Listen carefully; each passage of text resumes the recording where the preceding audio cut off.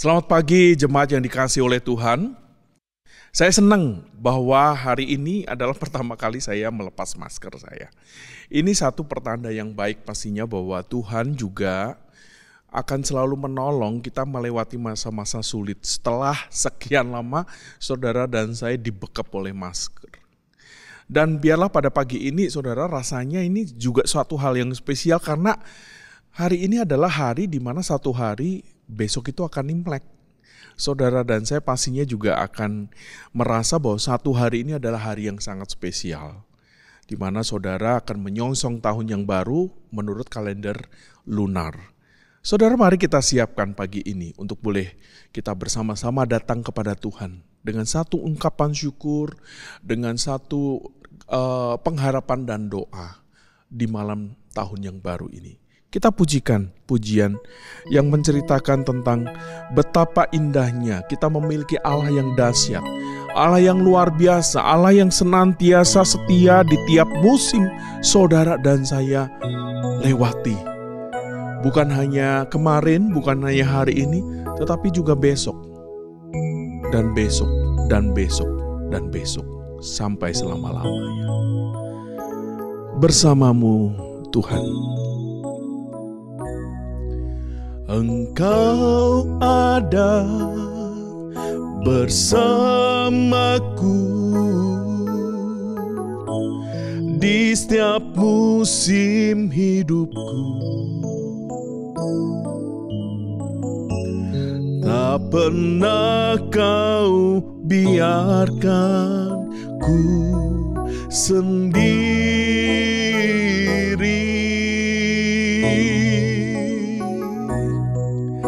Kekuatan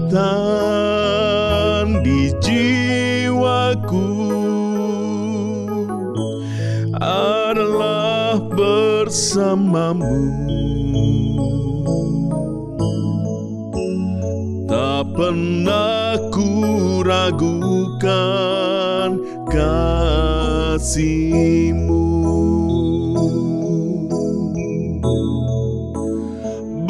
Bersamamu Bapa,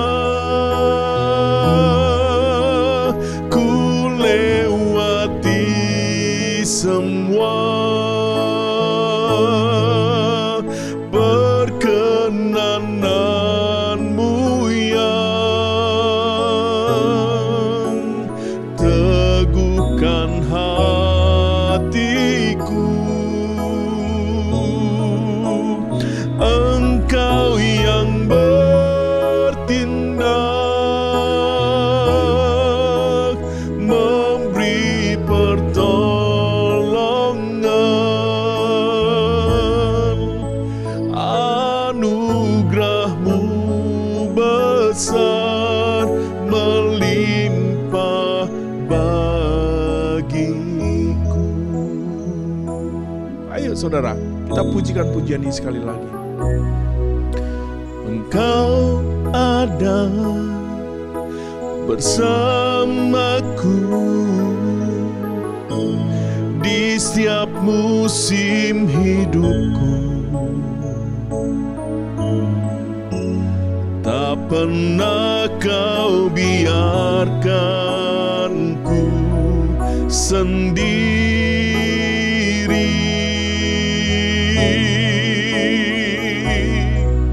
Kekuatan di jiwaku adalah bersamamu. Tak pernah ku ragukan kasih-Mu.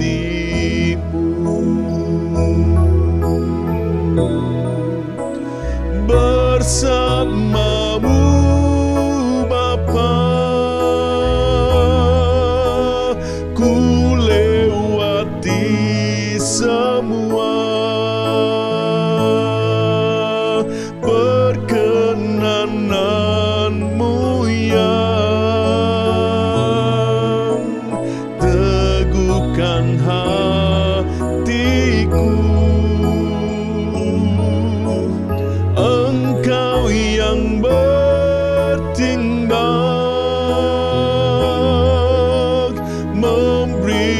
pertolongan,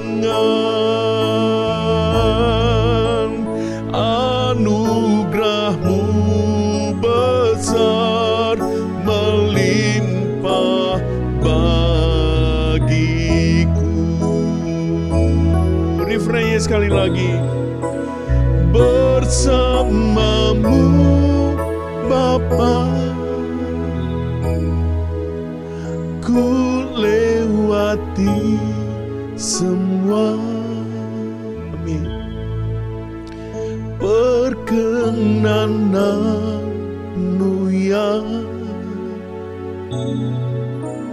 teguhkan hatiku. Engkau yang bertindak, memberi pertolongan, anugerah-Mu besar melimpah bagiku.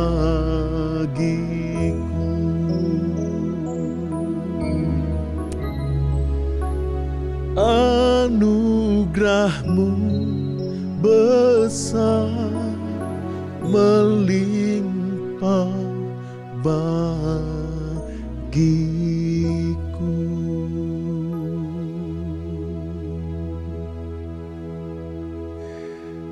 Mari kita datang kepada Tuhan, kita berdoa.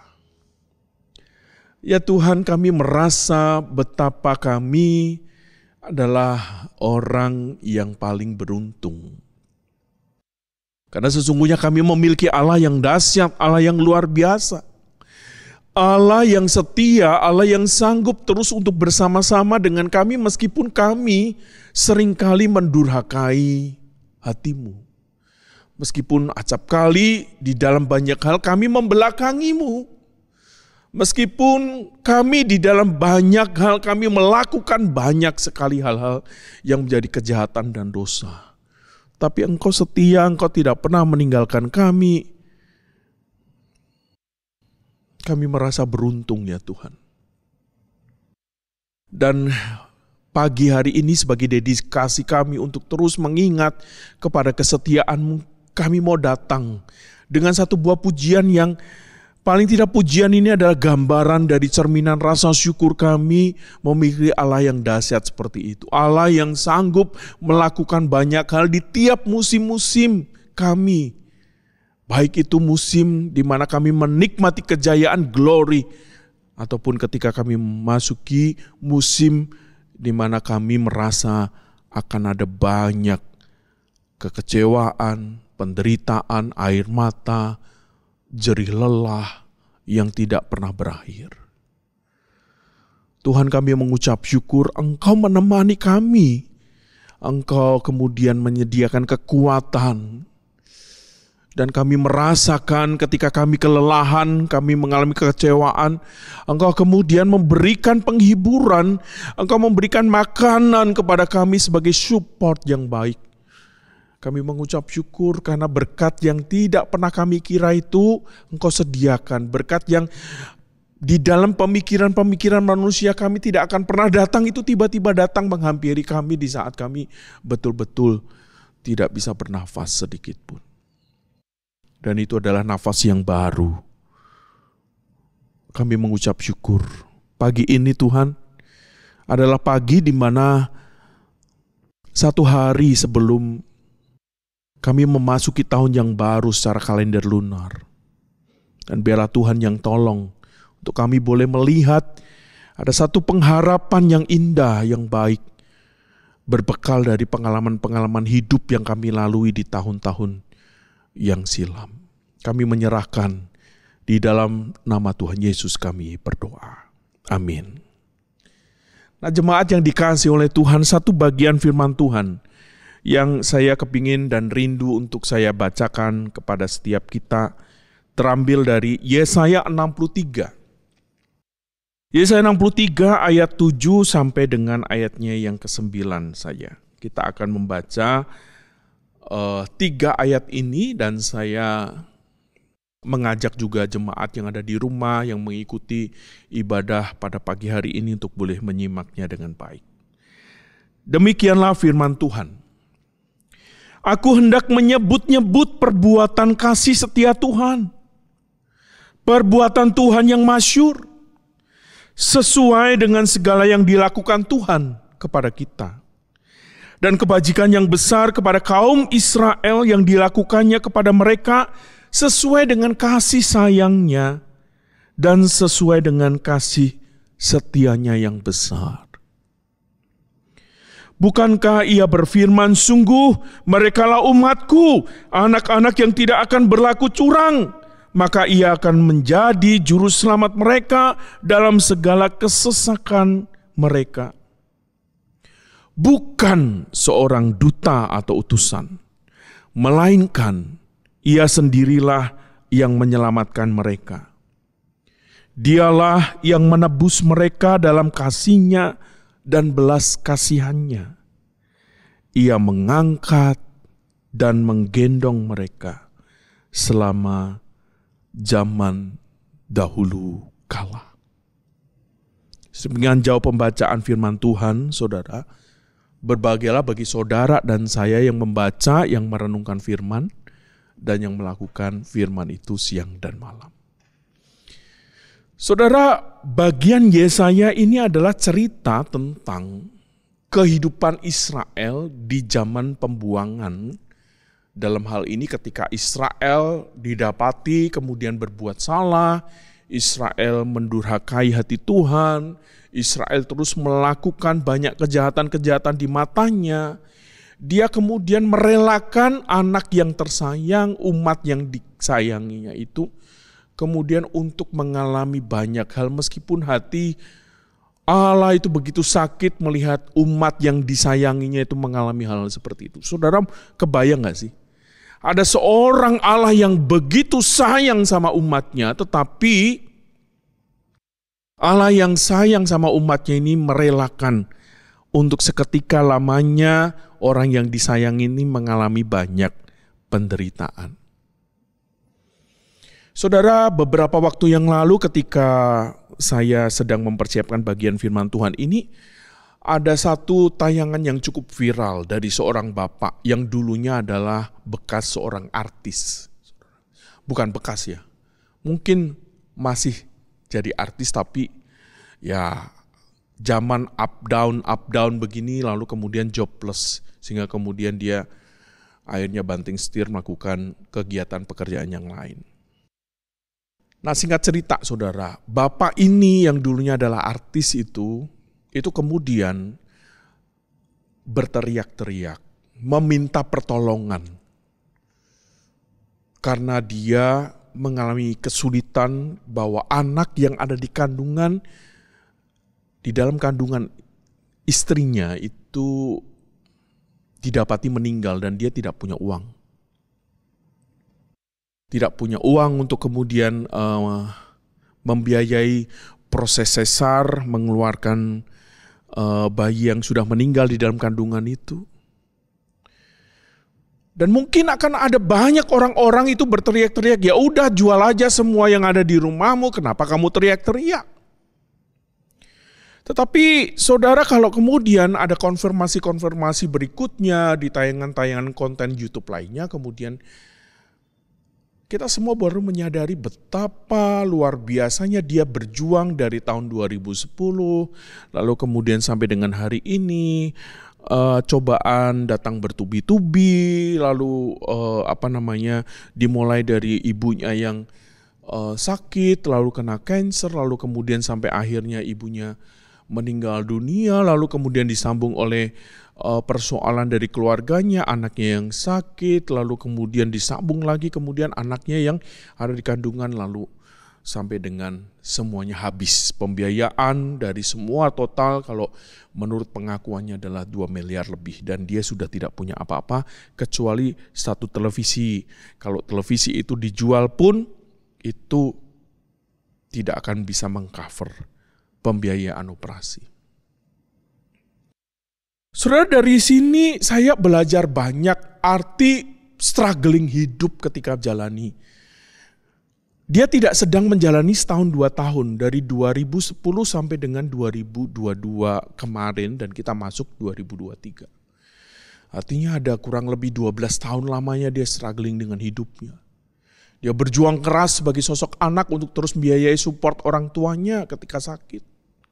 Lalu kemudian menjadi seorang bapak, dia harus ngayomi istri, dia harus ngayomi anak-anak. Dan kemudian saking-sakingnya dia itu tidak kemudian bisa menjalani semuanya ini karena sudah merasa habis-habisan, dia mulai teriak. Dan berkata, tolong saya. Saudara terlalu naif kalau saudara kemudian membiarkan ada orang minta tolong dan membiarkan gitu. Terlalu naif juga kalau kemudian saudara tidak mengerti kesulitan-kesulitan yang dihadapi oleh orang-orang yang ada di sekeliling saudara. Ini cerminan masyarakat kita loh saudara. Dan saudara dan saya ada di sana. Nah, kalau kita kemudian kembalikan bagian firman Tuhan ini. Kalau tadi bicara tentang seorang bapak merasa sakit, hatinya itu amat sangat sakit ketika anak yang dia kasihi, yang ada di dalam kandungan itu kemudian didapati meninggal. Lebih sakit lagi dia nggak bisa evakuasi anaknya itu karena dia tidak punya pembiayaan. Saudara, kebayang gak sih hati seorang bapak gitu yang melihat anaknya mengalami banyak penderitaan. Dan itu tergambar jelas ketika saya nonton konten di YouTube itu. Air mata, mata yang berkaca-kaca, saudara. Dan lebih-lebihnya, saudara. Lebih-lebihnya itu adalah Tuhan kita. Tuhan yang kemudian sangat diceritakan oleh Yesaya di sini dikatakan sangat penuh dengan kasih setia, sangat penuh dengan belas kasihan.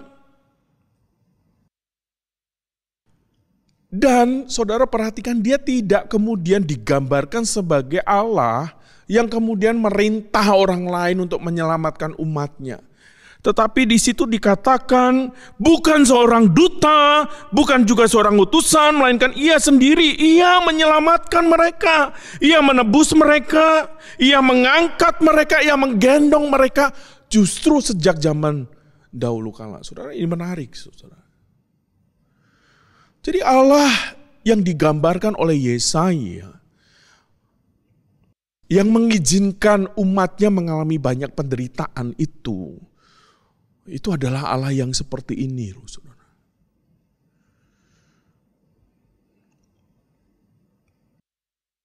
Ketika pandemi ini semakin melandai, saudara, lalu kemudian bergeliat semua usaha mulai aktif kembali, saudara. Tapi saudara sadar atau tidak, ada beberapa teman rekan saudara yang gak bisa on top performa. Saudara. Mereka kehilangan terlalu banyak, gak bisa punya energi lagi. Mereka kehilangan terlalu banyak sehingga gak ada modal lagi untuk usaha. Mereka kehilangan terlalu banyak sehingga kemudian itu menggerogoti bukan hanya tubuh tetapi jiwa, mental, saudara. Dan beberapa waktu yang lalu ada orang-orang yang kemudian sharing hidup dengan saya. Mereka mengatakan bahwa semakin kesini usia semakin bertambah, sebetulnya harusnya kita siap dengan semuanya. Tetapi tetap saja ada kekhawatiran, ada ketakutan. Kita sudah jaga badan, kita sudah kemudian jaga kesehatan, kita sudah memenuhi kriteria-kriteria tidak makan ono ini gitu ya saudara ya. Tetapi tetap saja yang namanya our body ini kita nggak bisa kontrol saudara. Ada hal-hal yang kemudian salah gerak, sakit, kecapean sedikit, mulai ngelokro, saudara. Dan itu real terjadi di dalam kehidupan. Sehingga kekhawatiran yang harusnya tidak ada, muncul kembali. Saudara. Itu hal-hal kecil, saudara ya. Tetapi firman Tuhan sekali lagi ini, menyatakan bahwa ada Allah yang luar biasa itu, maka saudara harus mengandalkan pengharapan itu hanya kepada Dia di dalam doa-doa saudara. Ingat ya, saudara punya Allah yang dahsyat. Saudara dan saya punya Allah yang luar biasa. Allah yang kemudian bekerja turun tangan sendiri. Ngerti gak sih? Saya gregetan kalau kemudian saudara gak ingat bagian ini ya. Jelas-jelas di sini dikatakan dia bukan nyuruh seorang utusan, dia bukan nyuruh seorang duta, dia datang sendiri. Saudara, ini jelas. Dia datang sendiri. Dia datang di dalam kehidupan saudara dan saya. Dia tinggal bersama saudara. Kondisinya cuma satu, saudara. Di sini dikatakan, bukankah ia berfirman, ayat yang ke-8. Sungguh merekalah umatku, anak-anak yang tidak akan berlaku curang. Maka ia menjadi juru selamat mereka. Artinya saudara, ini bukan satu prasyarat Anda kudus, Anda suci, Anda tidak berbuat dosa, lalu kemudian dia mau jadi juru selamat saudara. No, saudara. Perhatikan ya, bukan. Tetapi di sini dikatakan ada satu ketetapan. Ya. Sungguh merekalah umatku. Ini pengakuan saudara. Ini adalah pengakuan daripada Allah. Dia menerima saudara dan saya apa adanya saudara. Dia tidak kemudian mempedulikan baik buruk saudara. Tetapi ini adalah pemilihannya oleh kasihnya, oleh belas kasihannya. Sebab sungguh merekalah umatku, ini diaku-aku oleh Allah. Meskipun kita itu nggak layak mendapatkan pengakuan itu. Ini menarik ya. Lalu kemudian kenapa umatku? Karena kalau umat itu berarti dia tidak akan berlaku jahat dan curang. Nah ini satu kondisi di mana saudara diayomi, dilindungi. Ini namanya pemeliharaan orang kudus kalau istilah-istilah kerennya bahasanya tulip gitu saudara ya. Saudara ketika mengalami banyak pencobaan, saudara nggak akan dibiarkan jatuh tergeletak. Saudara kalau kemudian mengalami banyak kegagalan hidup, saudara tidak akan dibiarkan terkapar mati gitu loh saudara. Karena jelas ayat yang ke-9, ia mengangkat, ia menggendong. Sejak kapan? Sejak zaman dahulu kala. Sejak saudara dan saya nongol.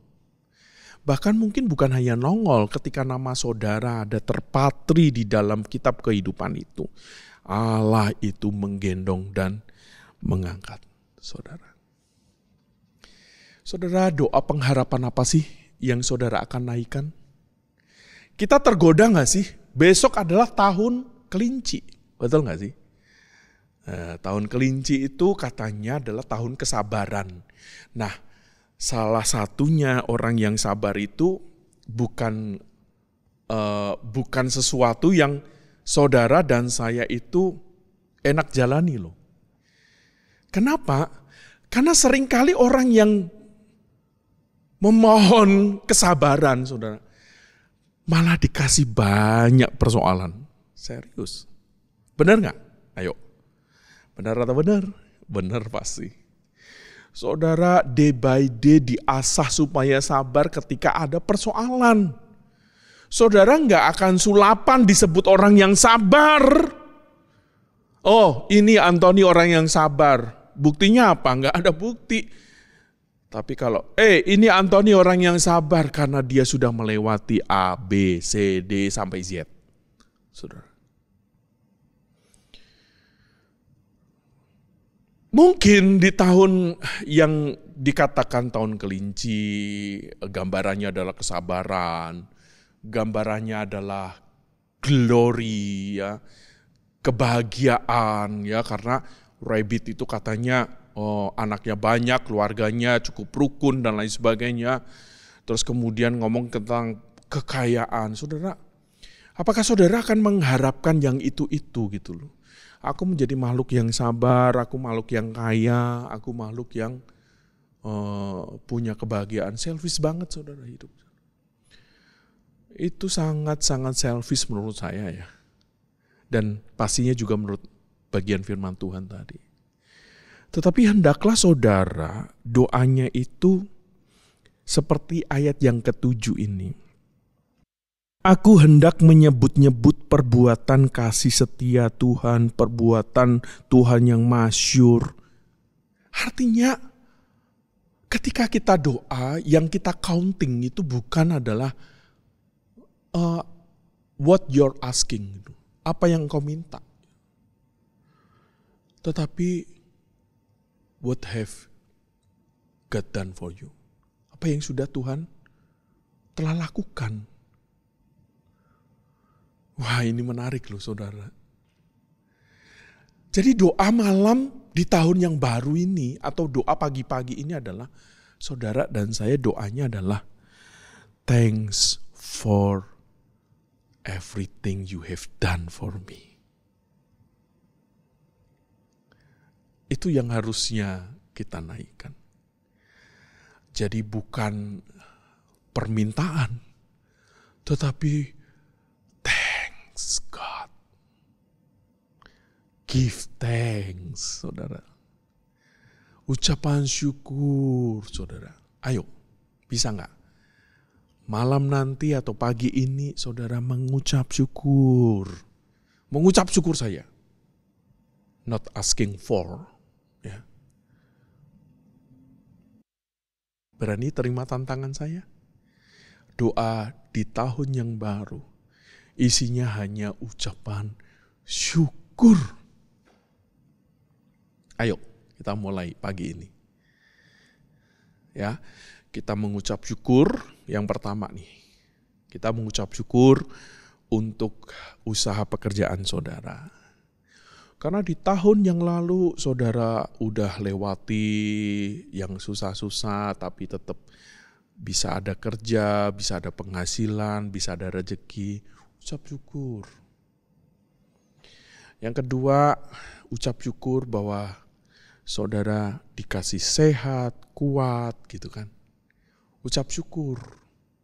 Jadi doanya itu ini berbeda loh saudara. Doa minta sehat sama doa ucap syukur karena kondisi kekuatan dan kesehatan saudara. Meskipun saudara saat ini terbaring sakit gitu saudara. Ngerti nggak? Ucapan syukur itu adalah yang ada pun diterima, yang besok nantinya juga akan diterima. Itu penuh ucapan syukur. Keberserahan total kepada Dia yang punya langit dan bumi. Lain kan? Ya, yang katanya budaya Tionghoa itu identik dengan kekeluargaan. Jadi ucap syukur dong juga buat keluarga, orang tua yang mengasihi, kalau yang masih sehat, yang masih ada. Lalu kemudian saudara tunjukkan kasih saudara ucapan syukur bukan hanya kepada Tuhan bisa ngomong baik-baik tetapi juga di dalam perilaku. Sebagai ucapan syukur karena ada orang tua. What should you do? Apa yang harus kamu lakukan? Saudara ayo kita bersama-sama. Ada 3 hal ini saja. Kita akan berdoa. Yang pertama kita doa untuk kerjaan. Yang kedua kita doa untuk kekuatan, kesehatan kita. Ucapan syukur loh ya. Bukan minta loh ya. Ucapan syukur. Yang ketiga adalah keluarga. Ya, kita berdoa saudara. Mari kita berdoa. Bapa yang baik, kami mengucap syukur ya Tuhan. Karena ada banyak keajaiban yang Engkau sediakan bagi kami. Terima kasih untuk firman Tuhan yang meneguhkan dan menegur kami. Jikalau kami berperilaku tidak sebagaimana yang Engkau inginkan. Pagi ini kami mau mengakui dengan segala kerendahan hati kami terlalu banyak meminta ketika memasuki tahun yang baru. Tetapi kami tidak pernah menghitung berkat-berkat Tuhan di dalam kehidupan kami. Untuk itu hari ini Tuhan kami mengucap syukur untuk pekerjaan usaha yang kami kelola. Dan sampai dengan hari ini kami bisa dapat rezeki dari sana. Kami mengucap syukur di tengah-tengah banyak himpitan ekonomi, kesulitan-kesulitan karena pandemi. Kami mengucap syukur kami bisa melewatinya.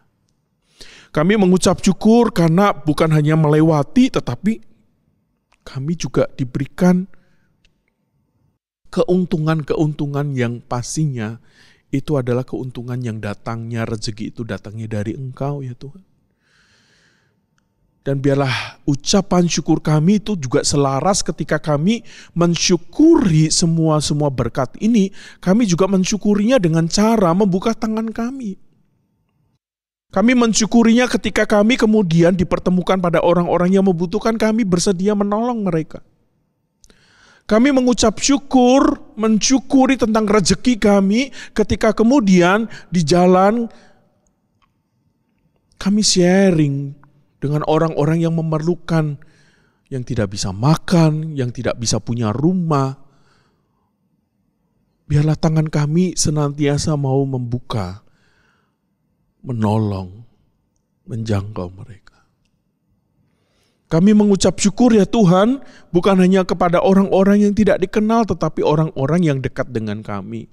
Meskipun seringkali kami ini ketika membantu, hati kami ini selalu dilipoti dengan rasa was-was.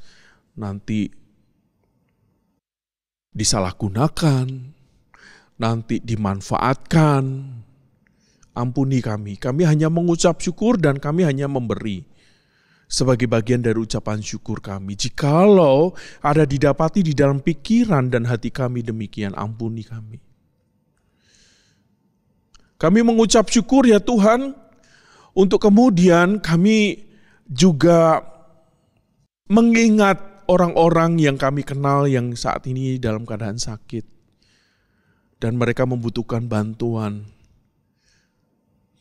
Dan rezeki yang sedikit ini kami rindu untuk membantu mereka sebagai bentuk ucapan syukur. Dan pagi hari ini Tuhan kami juga mengingat untuk kekuatan dan kesehatan kami. Karena kami tahu bahwa kesehatan itu sangat mahal. Kami harus berjuang dengan kehidupan kami. Kami tidak kemudian takabur, kami tidak sombong, tetapi kami juga menikmati kekuatan-kekuatan yang datangnya dari Tuhan itu dengan penuh ucapan syukur. Kami mengucap syukur di saat ada pandemi kami tetap sehat. Kami mengucap syukur meskipun ada di antara kami yang terkena COVID, tetapi juga Tuhan tetap beri kekuatan dan kesehatan kembali. Kami mengucap syukur untuk kemudian kami juga rela taat menjalani protokol kesehatan dengan baik. Kami mengucap syukur ya Tuhan karena kami juga memberi teladan kepada yang lainnya di dalam perihal untuk menjaga kesehatan. Kami mengucap syukur ya Tuhan ketika kami kemudian diberi sehat, diberi kuat. Kami juga memberlakukan diri kami sesuai dengan protokol kesehatan, maka kami juga melindungi teman-teman kami, saudara-saudara kami dari wabah pandemi ini. Kami mengucap syukur dengan kesehatan dan kekuatan kami sehingga kami juga diberikan waktu-waktu untuk kami boleh juga menolong, menyediakan masker bagi orang lain, membuat masker bagi orang lain. Menyediakan makanan buat mereka-mereka yang membutuhkan, yang selama pandemi harus tidak bisa menikmati makanan dengan baik. Kami mengucap syukur ya Tuhan. Kami juga mengucap syukur kepada anugerah yang Tuhan berikan kepada kami melalui keluarga kami. Kami memiliki orang tua yang mengasihi, kami memiliki orang tua yang memperhatikan kami. Kami memiliki orang tua yang juga memberikan teladan yang baik kepada kami. Kami mengucap syukur meski di antara kami tidak lagi memiliki orang tua, tetapi diperjumpakan dengan orang-orang dewasa lainnya yang menjadi pengganti orang tua kami. Kami mengucap syukur ya Tuhan. Kami mengucap syukur bahwa kami juga memiliki saudara-saudara yang lain. Kami mengucap syukur kami juga memiliki keponakan-keponakan. Kami mengucap syukur karena kami juga memiliki orang-orang yang menjadi sahabat-sahabat yang paling baik pengganti saudara-saudara kami. Kami mengucap syukur ya Tuhan. Dan itu Engkau sediakan bagi kami meski kami gak minta. Meskipun kami gak mikirin. Meskipun kami kemudian tidak merasa bahwa itu adalah bagian yang penting untuk kehidupan kami. Engkau sediakan dengan sangat amat murah kepada kami. Biarlah Tuhan mendengar 3 ucapan syukur kami ini ya Tuhan. Kami menyerahkan doa ucapan syukur ini di dalam nama Tuhan Yesus. Kami berdoa. Amin. Saudara, kita akan pujikan pujian yang terakhir. Bicara tentang berkat anak cucu, saudara. Pujian ini akan diaransemen dengan musik etnik Tionghoa, ya, sebagai satu spirit bahwa kita mencintai tentang budaya-budaya yang ada di sekeliling kita. Kita pujikan pujian ini bersama-sama yuk.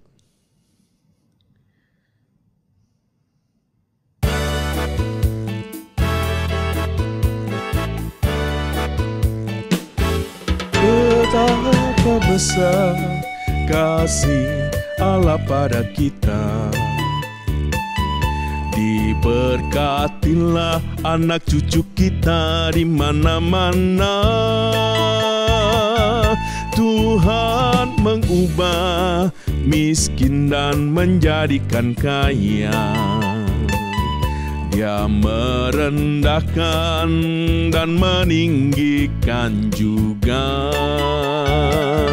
Berbahagialah bagi orang yang percaya.